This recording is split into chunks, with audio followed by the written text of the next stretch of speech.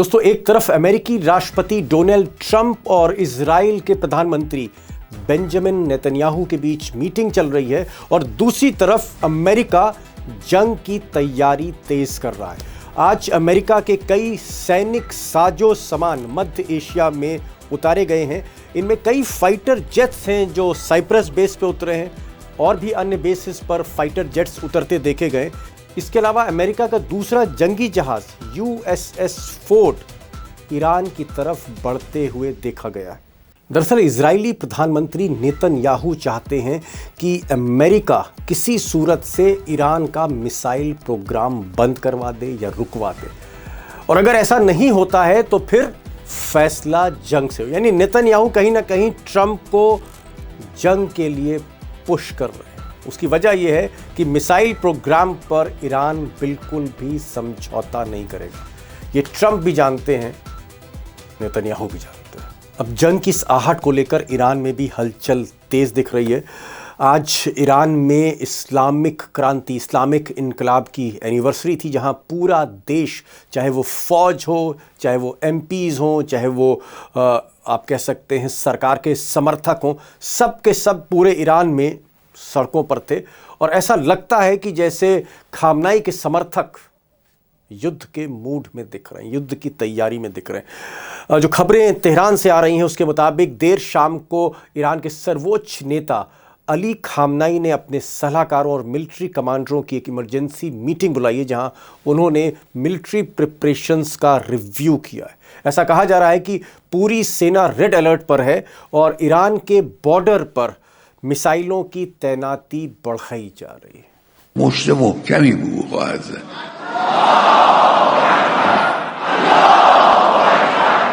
अब दोस्तों, कहाँ तो ईरान और अमेरिका के बीच में बातचीत हो रही थी, पीस टॉक्स हो रही थी, ओमान में पहला राउंड हो भी चुका था, लेकिन अचानक ये माहौल फिर से गर्म क्यों हो रहा है? दरअसल इसके पीछे यही साहब है, बेंजामिन नेतन्याहू, इजराइल के प्रधानमंत्री।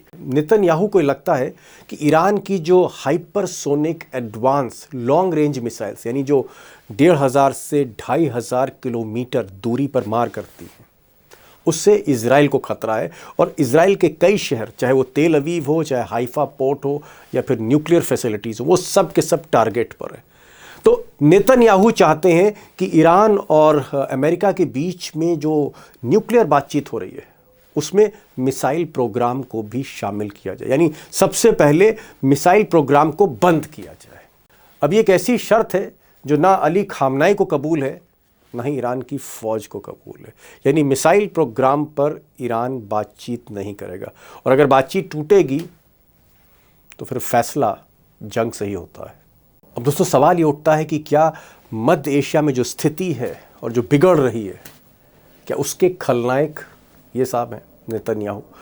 अगर आप मिडिल ईस्ट पर नज़र रखने वाले टॉप एक्सपर्ट, अमेरिकी एक्सपर्ट प्रोफेसर जेफरी सैक्स, उनको अगर आप सुनते हैं तो उनका ये कहना है, मानना है कि अगर युद्ध होता है, अगर वॉर होती है, तो फिर उसके जिम्मेदार सिर्फ और सिर्फ नेतन्याहू होंगे। और प्रोफेसर जेफरी सैक्स एक इंटरव्यू में कहते हैं कि नेतन्याहू एक खतरनाक, दुनिया का खतरनाक नेता है जो ट्रंप को उकसा रहा है। कई युद्ध पहले भी करा चुका है और इस युद्ध में भी ट्रंप को पुश कर रहा है, क्योंकि नेतन्याहू का मकसद है कि युद्ध के जरिए कहीं ना कहीं ईरान के मिसाइल प्रोग्राम को डैमेज कर दिया जाए, खत्म कर दिया जाए। Netanyahu, I regard as one of the most delusional and dangerous people on the planet, and he's aiming to engage us in yet one more. अब दोस्तों, जहां कुछ दिन पहले बातचीत से एक उम्मीद बन रही थी कि शायद कोई सॉल्यूशन निकले, या कम से कम चीज़ें जो है वो पहले से बेहतर हो, हालात पहले से बेहतर हो, उसकी जगह एक बार फिर जंग के आसार दिख रहे हैं, जिसमें मैंने पहले भी कहा और जेफरी सैक्स, प्रोफेसर जेफरी सैक्स भी कह रहे हैं कि अगर कोई विलन है तो फिर वो नेतन्याहू है। सवाल इस बात का है कि आगे क्या होने जा रहा है, और यही सवाल आज मैंने ईरान इजराइल के एक्सपर्ट अमरीश मिश्रा जी से किया कि व्हाट्स नेक्स्ट, आगे क्या हो रहा है। सुनिए, आप अमरीश जी को सुनिए। अमरीश जी, ईरान पर तो मैं बाद में आऊँगा, पहले ट्रंप और नेतन्याहू, इजराइल के प्रधानमंत्री नेतन्याहू के बीच जो इम्पोर्टेंट टॉक्स हैं, आपको क्या लगता है कि ये जंग की तैयारी है, या अभी भी ईरान को मनाया जा सकता है टेबल पर अगर वो मिसाइल प्रोग्राम बंद कर दे? देखिए दीपक जी, नेतन्याहू एक खास मकसद से वॉशिंगटन गए और वो मेरे ख्याल से एक प्लान लेके गए हैं, बल्कि इजरायली सूत्रों का भी यही कहना है, वो प्लान लेके गए हैं या एक एविडेंस लेके गए हैं, बल्कि से कहा जाए कि ईरान के पास अब जो मिसाइलें हैं वो ऐसी हैं जो वॉशिंगटन तक पहुंच सकती है। ओके। और इसलिए ये ना समझा जाए, ये ना समझे अमेरिका कि केवल इजराइल को नुकसान होगा, बल्कि कल को ईरान अमेरिका तक पहुंच सकता है, क्योंकि अमेरिका को भी वो एक बड़ा टारगेट शैतान कर मानता है, इजराइल को छोटा शैतान मानता है। तो ये जो चीज है ये अमेरिका को बताने गए हैं, और जाहिर सी बात है इस तरह की बातचीत, वो क्या एविडेंस पेश करेंगे वो तो जब हो जाएगी बातचीत तभी पता चलेगा और उसका क्या निष्कर्ष निकलेगा। बातचीत हो रही है, लेकिन अभी देखिए पूरा मूड इजराइल का तो पूरा मूड जंग का है, और अमेरिका को कन्विंस करना कि वो एयर स्ट्राइक्स लॉन्च करे, सीधी बात। तो अमरीश जी, आपको क्या लग रहा है कि अब सीधे सीधे नेतन्याहू और ट्रंप युद्ध को ही विकल्प मानते हैं? War is the option? देखिए ट्रंप का जो अपना सर्कल है उसमें एक हिस्सा है विटकॉफ, और लोग कहते हैं जेड कुशनर भी, और मार्को रूबियो, जो कह रहे हैं कि अभी भी न्यूक्लियर डील पे समझौता कर लो अगर मिसाइल नहीं भी हुई, अगर मिसाइल पे नहीं भी हुआ। लेकिन जो दूसरी लॉबी है, जेडी वैंस जो उपराष्ट्रपति हैं, फिर नेतन्याहू, और जो सबसे बड़ी चीज है जायनिस्ट, जो वहां की जो जूइश लॉबी। ज्यू अब लॉबी वो है जो जी। जो जू लॉबी है वो उसका प्रेशर है बहुत ज्यादा कि अगर अभी नहीं करोगे तो फिर मौका हाथ से अब तो कभी नहीं मिलेगा। तो अब ऐसी सिचुएशन में देखिए ट्रंप के सामने विकल्प सीमित होते चले जा रहे हैं, और उनके पास अब समय खरीद मतलब टाइम बाय करने का भी जो मौका है वो भी हाथ से निकलता जा रहा है। तो वो अब इस समय, और जिस तरीके से जमावड़ा वो कर रहे हैं, देखिए दूसरा जो उन्होंने दूसरी फ्लीट भेजी, जेराल्ड फोर्ट जो उनकी फ्लीट है, यूएसएस फोर्ड, जो उनका जंगी बेड़ा है, जो एयरक्राफ्ट जंगी कैरियर। बेड़ा है, एयरक्राफ्ट कैरियर है, जो इब्राहिम लिंकन से भी ज्यादा एडवांस है। इब्राहिम लिंकन जो अभी है गल्फ ऑफ ओमान के ओमान में, पास। उससे ज्यादा एडवांस्ड है, और उस वो भी न्यूक्लियर पावर्ड है। लेकिन वो दुनिया में एक अकेला वो एयरक्राफ्ट कैरियर है जो मेरे ख्याल से कुछ टैक्टिकल न्यूक्लियर वेपन्स भी कैरी कर सकता ओहो ओहो ओहो। है। जी जी बिल्कुल। मतलब टैक्टिकल न्यूक्लियर वेपन भी इस जंगी जहाज में लोडेड है, आप ये कह रहे हैं? बिल्कुल 100% ये हो सकता है, इसमें कोई आश्चर्य की बात नहीं होनी चाहिए। और इसके ओके। साथ, क्योंकि ये अजीब तरह का जहाज है, इसके और साथ बाकी सबमरीन। फाइटर जेट्स भी उतर रहे हैं उनके काफी। हाँ, वो भी मुझे लगता फाइटर है कि जेट। पिछले 24 घंटे में उसकी खेप बढ़ी है। जी, तो देखिए अभी तक कंसंट्रेशन जॉर्डन पे था, लेकिन अब जर्मनी में मैनस्टाइन जो बेस है, क्योंकि जर्मनी सबसे नजदीक है मिडिल ईस्ट के, जर्मनी में जो मैनस्टाइन बेस है, और उधर साइप्रस, और फिर डीगो गार्शिया तक उन्होंने कवर किया है, जो डीगो गार्शिया और साइप्रस, वो जो पूरा मतलब इलाका। चारों तरफ से तो घेराबंदी है। चारों तरफ से घेराबंदी है कि अगर अरब देशों ने इनको जमीन नहीं दी अपनी हमला करने की, तो ये तब भी हमला कर सकते हैं। और तब एक डॉक्ट्रिन ये भी आ रही है अमेरिका की तरफ से कि तब हमला करने में ये भी बात रहेगी कि अगर हमला पहले ही दौर में सफल हो जाता है तो फिर हम अरब देशों को डरा के उनको अपने साथ फिर कर सकते हैं। ये भी एक थिंकिंग। इसका हाँ, मतलब अमरीश जी, आप ये कह रहे हैं कि इजराइल को और अमेरिका को अब ये लगता है कि युद्ध ही एकमात्र विकल्प है, इसी से फैसले होंगे, और युद्ध की ही तैयारी हो रही है। देखिए ये युद्ध को विकल्प भी मान रहे हैं, समाधान भी मान रहे हैं, एकमात्र विकल्प और समाधान। क्योंकि इनको ये लग गया है अब कि ईरान झुकने वाला नहीं है, और ईरान को अगर हमने इतनी तैयारी के बाद हमने अगर कुछ नहीं किया, बड़ा नहीं किया, तब तक हम देखिए दुनिया के सामने हमारी किरकिरी हो जाएगी, और हम इसको अफोर्ड ही नहीं कर सकते। तब तो फिर हर देश अमेरिका को आंख दिखाएगा। ये ऐसा पूरा एक माइंडसेट बन गया है वहां पर। और जो वहां की लॉबी है, जो वहां की लॉबीज है, जू लॉबी है, और भी जो है जो इंडस्ट्रियल मिलिट्री कॉम्प्लेक्स है, वो भी पूरी तरीके से तैयार। दोस्तों, अमरीश जी 2-3 बातें बता रहे हैं। वो कह रहे हैं कि नेतन्याहू और ट्रंप, इनका निचोड़ यही है कि बातचीत पर भरोसा कम है, युद्ध पर ज़्यादा है, क्योंकि बातचीत में कई ऐसी शर्तें हैं जहां पहले से ही फंडामेंटल डिसएग्रीमेंट है।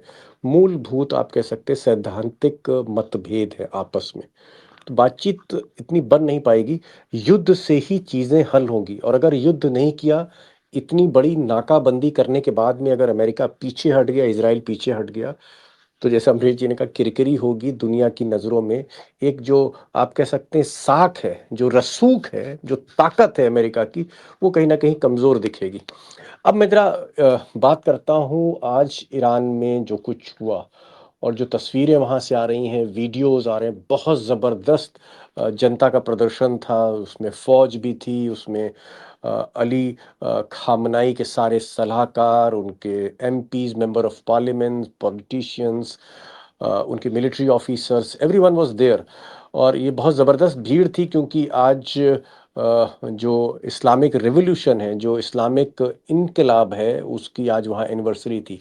ये जो मूड है, जो आप जनता का सड़कों पर देख रहे हैं, लोगों का देख रहे हैं, आपकी जो ईरान में बातचीत हुई, वो लोग क्या कह रहे हैं? क्या ईरान में एक माइंडसेट बन रहा है?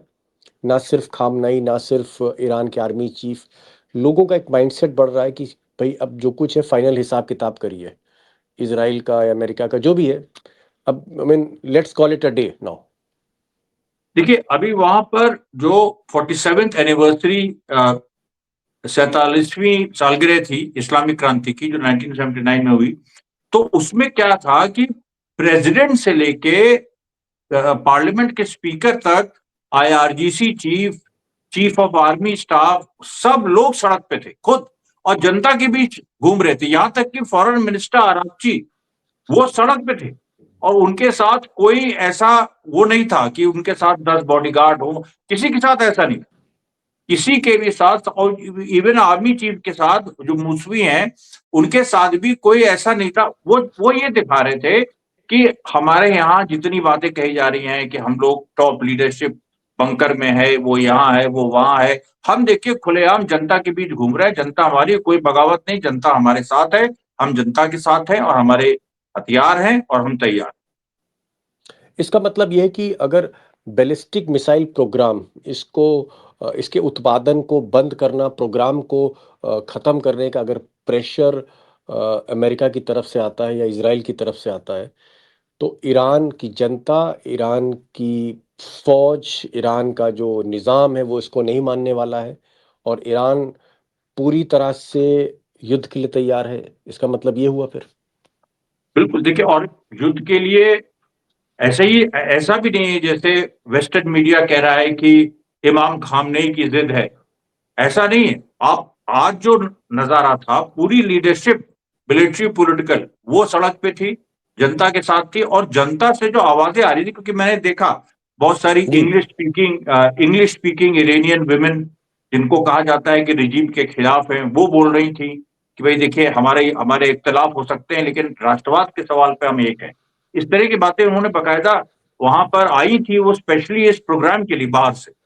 तो ये जो देखिए, ये एक जो ईरान की खासियत, तो मैं जब वहां था तो ये बात हुई थी कि आपसी मतभेद ईरानियन भुला देते हैं जब कोई राष्ट्र पे संकट आता है। जी। उस तरह की स्थिति दिखाई पड़ी। तो ये तो बिल्कुल एक जंगी माहौल है। लेकिन लेकिन अमरीश भाई, आप इतना भीतर तक ईरान को समझते हो, मान लीजिए अगर अमेरिका कहता है कि भाई ये मिसाइल प्रोग्राम आप कुछ दिन के लिए बंद कर दीजिए, मिसाइल का प्रोडक्शन बंद कर दीजिए, तो शांति हो जाएगी मिडिल ईस्ट में और हम सैंक्शंस हटा लेंगे।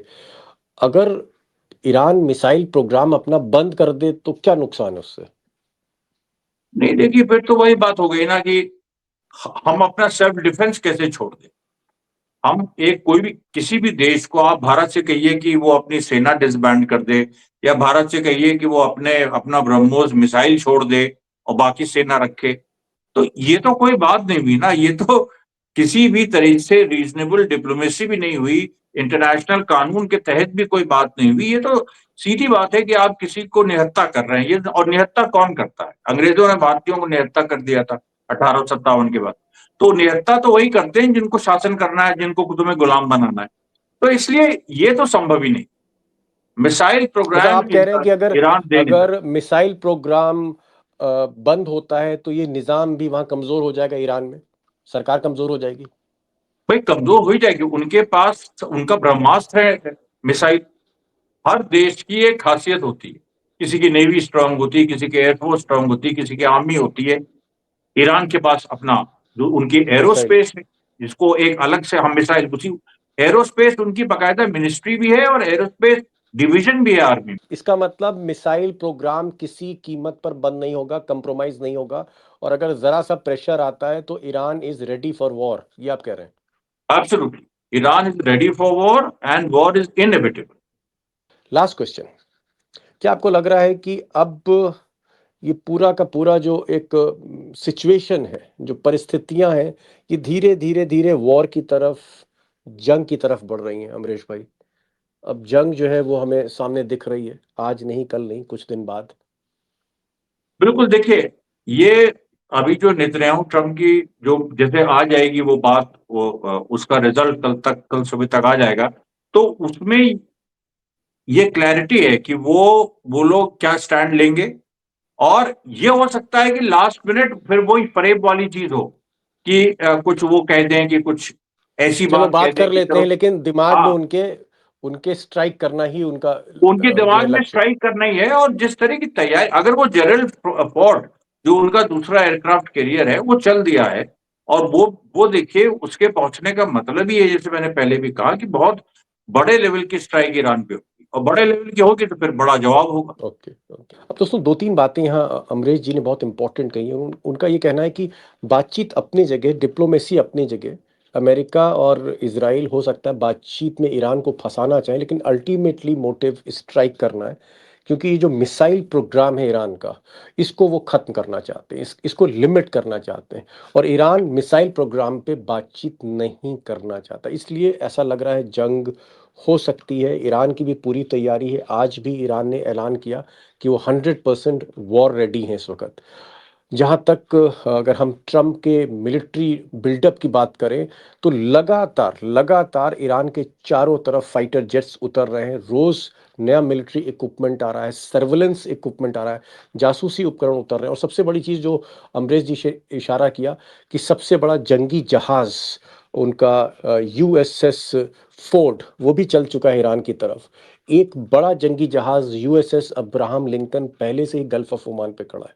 तो ये जो तैयारियां हैं, ये जो व्यू रचना है, ये एक तरह से ट्रम्प का जो हिडन आप कह सकते हैं एजेंडा है, या उनका जो मिशन है, उसको कहीं ना कहीं वो बेनकाब करता है कि स्ट्राइक की तैयारी अमेरिका की भी है, और रिटेलिएट करने की तैयारी ईरान की है, जवाब देने की।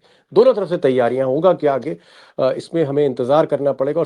और सबसे पहले ये जो नेतन्याहू और ट्रम्प की मुलाकात हो रही है, इसका निचोड़, इसका निष्कर्ष क्या है, क्या फैसले हुए, वो भी बहुत मायने रखेंगे आने वाले घटनाक्रम को लेकर कि क्या होने जा रहा है।